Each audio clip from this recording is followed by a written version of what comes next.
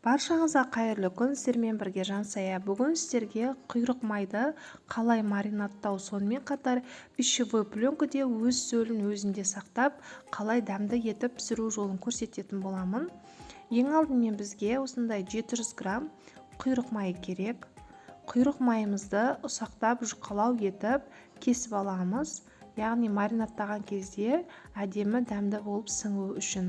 Бізге осында 2 дана сарымсақ керек. Сарымсағымызды ашып аламыз. Мен 1 шай қасық тұз салдым.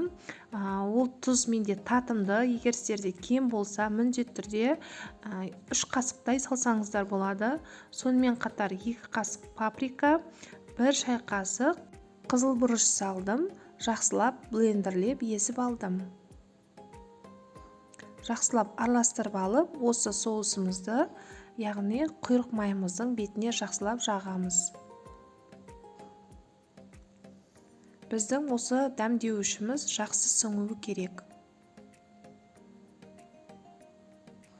Менде қазір мынау қалыңдауы кесілген.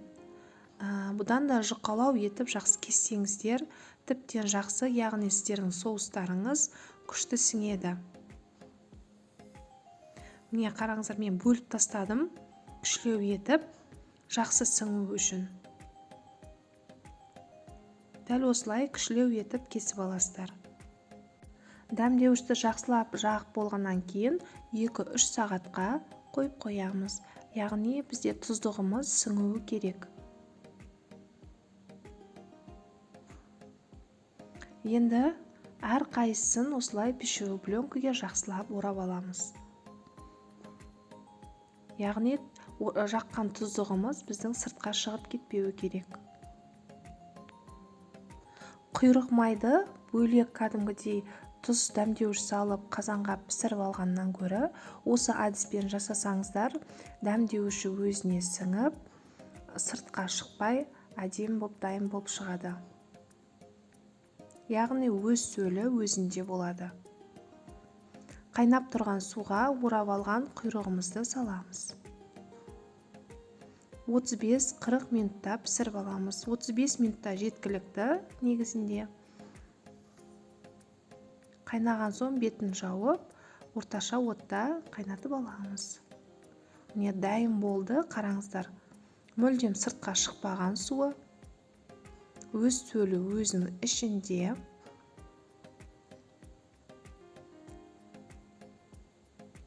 Дәл осы әдіспен жасап көріңіздер.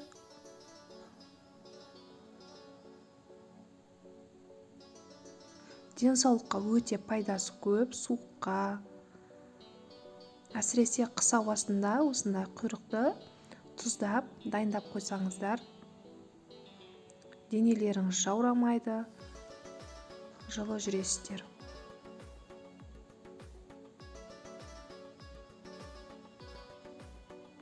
Каналыма тіркелмеген болсаңыз, каналыма тіркеліп, қазақша каналдың одан ары дамуына септігіңіз тигізіп, төменге пікіріңізді қалдырып, менімен бірге видеоның соңына дейін көруіңізді сұраймын. Міне дәл осылай, осы күйінше кесіп жесеңіздер де болады. Немесе кәдімгі қызыл паприкаға аунатып, турап жесеңіздер де болады.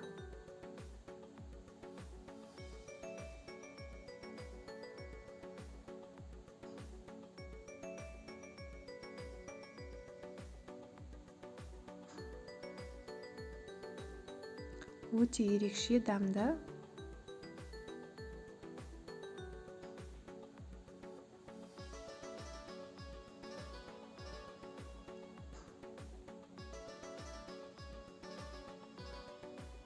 Таза піскен.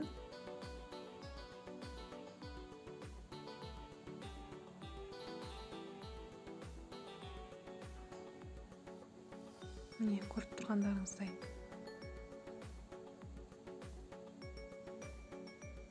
Міндетті түрде құйрық майды дәл осылай жұқалау етіп, кесіп, маринадтаңыздар, сонда тұздықтарыңыз әдемі болып сіңеді. Істеп көріңіздер, ас болсын.